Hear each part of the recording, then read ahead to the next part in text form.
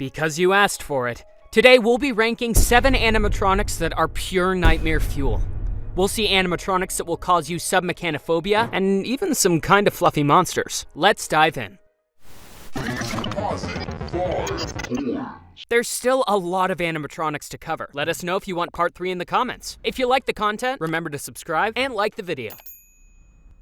The Ghost in the Darkness, Lions. Let's begin with the first of many Stan Winston Studios animatronics on this list. In 1996, Stan Winston Studio faced the ultimate challenge of bringing man-eating lions to the big screen in the film The Ghost and the Darkness. This film is a fictionalized account of the Tsavo man-eaters, a pair of male lions that terrorized workers in and around Tsavo, Kenya, while building the Uganda-Mombasa Railway in 1898. The special effects team had to create a couple of animatronic lions that could replicate the real lions' movements and convey their terrifying presence. Led by animatronic effects supervisor John Rosengrant, senior effects artist Joey Orozco, and animatronics design leader Richard Landon, the crew sculpted a full-sized lion in clay, which served as the basis for all of the animatronic lion rigs the studio would build for the film. The lions had to be larger than life to give them an almost mythological appearance, so the crew made their sculpture 10% larger than an average lion. From that first sculpture, the crew built 2 hydraulic lion puppets. Each mechanical puppet had a full range of motion on the front end, with hydraulically powered head and torso movement, plus radio-controlled facial features and rod puppeteered front legs and paws. In addition to the full-body lion puppets, the Stan Winston Studio crew built a separate roaring head for each of the hero bodies. But the crew faced an unexpected challenge when they arrived in South Africa for filming. The director replaced the original lion with a much larger live lion. Suddenly, the animatronic lion rigs, so meticulously matched to the original lion, bore no resemblance to the main lion which would be filmed in the movie. So,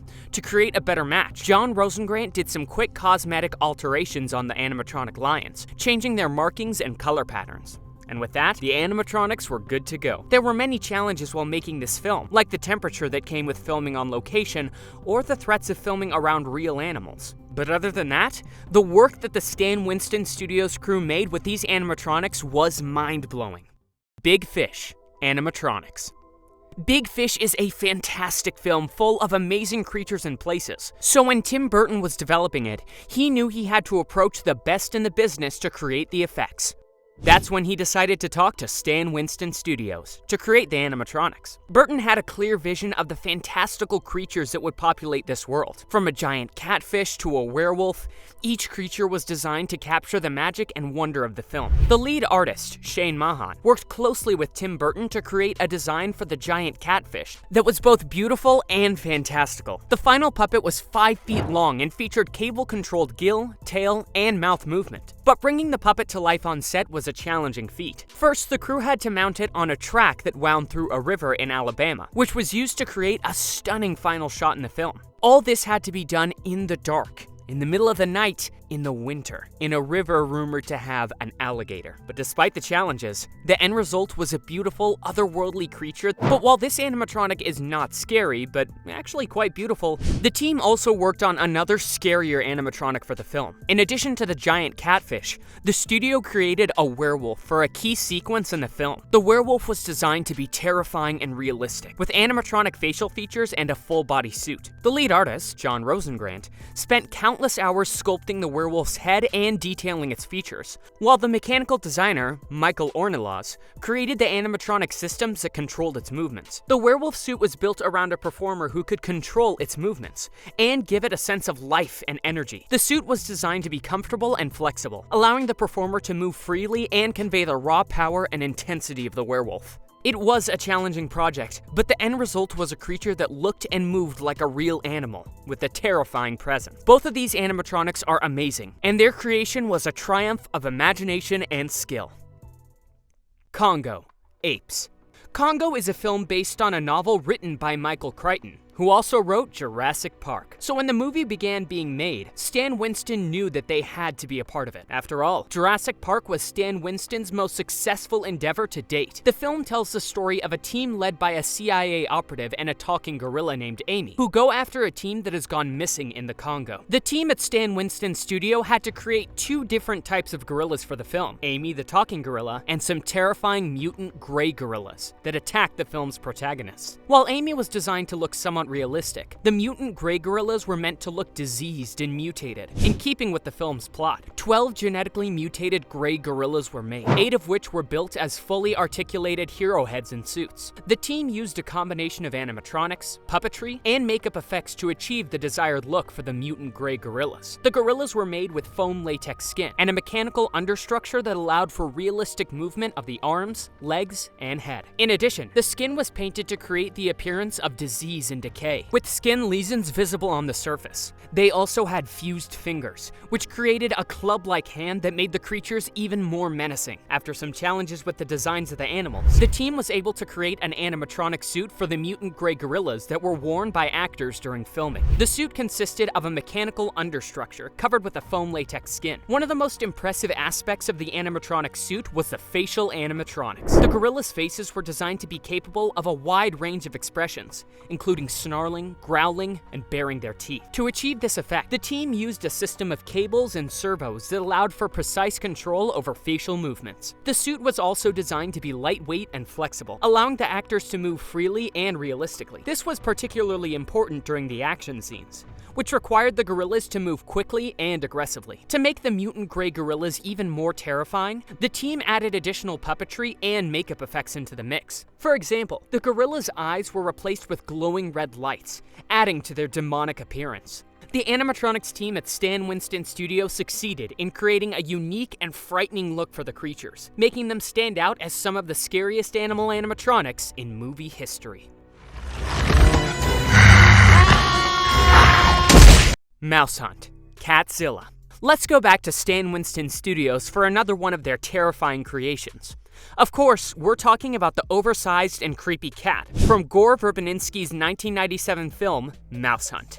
Mouse Hunt is a slapstick black comedy film that follows two brothers in their struggle against a tiny but crafty house mouse for possession of a mansion that was willed to them by their father. The brothers resort to extreme measures to remove the mouse, including buying a monstrous Maine Coon cat named Catzilla. And that's where Stan Winston Studios came in. Meet Catzilla, the animatronic cat built by Stan Winston Studios with radio control functions and a telemetry controller that brought this larger-than-life predator to the screen. The animatronic was made with a foam latex head, acrylic eyes, silicone ears, and resin teeth constructed over a mesh-covered metal housing, containing animatronic wiring and facial movement mechanisms. And the attention to detail didn't stop there. Stan Winston Studios' hair department hand-punched synthetic fur into the puppet's skin, but it took a while before they found a scaled fur that looked just right. During the first screen test, the crew found that the fur lacked the sheen and vibrancy needed on film, so they refined the fur in time for a second screen test,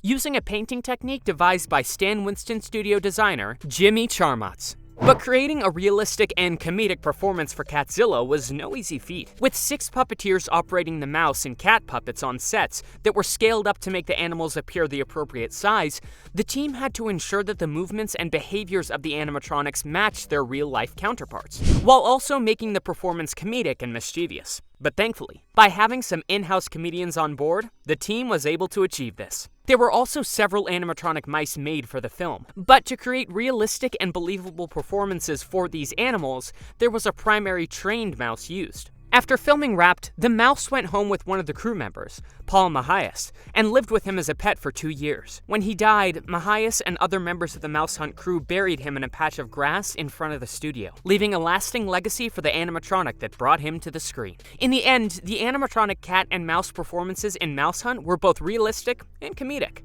making the studio's work, again, a huge success. Black Sheep.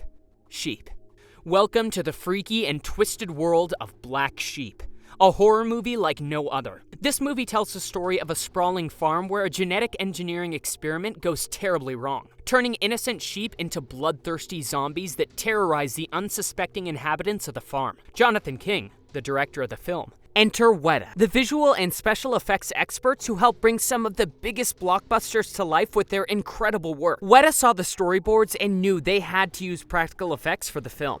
In addition, they wanted to give it a retro style and make the actors interact with the zombie sheep as closely as possible to create an immersive and realistic experience. Weta's team of experts got to work, creating animatronic puppets to make the sheep look as terrifying and convincing as possible. creating animatronic puppets to make the sheep look as terrifying and convincing as possible. But it wasn't just the sheep that required special effects. One scene needed a sheep to attack a character in a moving truck. To make this scene work, the Weta team designed a special rig to control the animatronic by remote control while the car was in motion.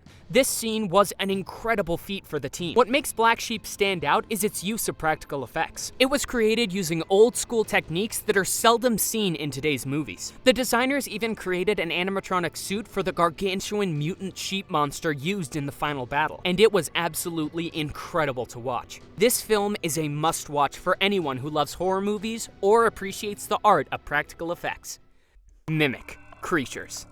Mimic is a sci-fi horror created by Guillermo del Toro, which tells the tale of a genetically manipulated insect, originally designed to combat the rising cockroach population in New York City, which begins to mutate and take on human-like characteristics, and also develop the ability to mimic its predators physically. Director Guillermo del Toro was determined to make the mimics as realistic as possible, and to achieve that goal, he turned to practical effects and animatronics. To do this, he asked the help of the Character Shop, a studio specializing in creature effects, who are tasked with creating the mimics. First, they built several animatronic puppets of various sizes, from small rod puppets to a full-scale 7-foot-tall creature. The puppets were made from lightweight materials like polyester resin, fiberglass, and vacuum-formed plastic, which allowed for fluid and organic movements. The heads and mandibles were radio-controlled, while the limbs were rod-operated. The animatronics could be puppeteered by anywhere from 4 to 11 puppeteers, depending on the shot. The mimics' design also had to consider their motion and behavior. The team studied the locomotion of insects and other animals to create a believable and consistent movement for the creatures. For example,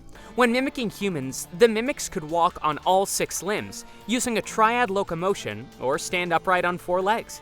The team also took artistic liberties with the design to enhance the creatures' abilities and make them more menacing. Despite the challenges of creating the animatronics, the end result was a stunning and terrifying portrayal of these creatures. The creatures were brought to life in a way that CGI alone never could achieve, and their realistic movements and organic appearance added a level of terror to the film that would have been impossible with digital effects alone. The Relic, Catzilla. Picture this. You're working on a film set, and your job is to create a terrifying, never-before-seen creature to keep audiences on the edge of their seats. But there's a catch.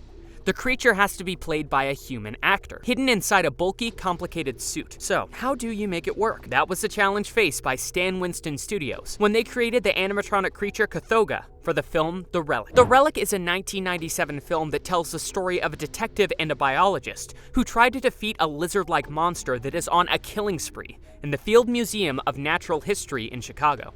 Based on a sketchy description from the original novel, lead concept artist Mark "Crash" McCreary created a unique design featuring a spider-like head and a 15-foot-long body, part lion, part alligator, and part horse.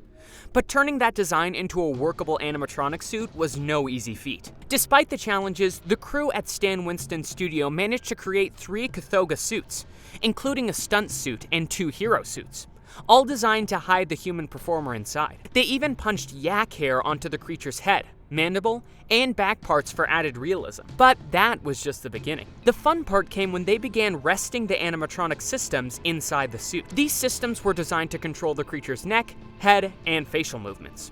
The mechanisms were built in aluminum to make the suit lighter for the performer, but still posed daily challenges on the set. Most of the mechanisms were radio-controlled, while the tail was manually driven by wire pulls. 3 puppeteers operated the animatronic neck and head, including the eyes and jaw. 2 performed the tail, and 2 controlled the moving claws on the arms. The performers had to be attached to harnesses from above to support them, and they trained for 3 months with an animal behaviorist to learn how to execute basic moves inside the suit. The end result was a truly terrifying creature that kept audiences on the edge of their seats.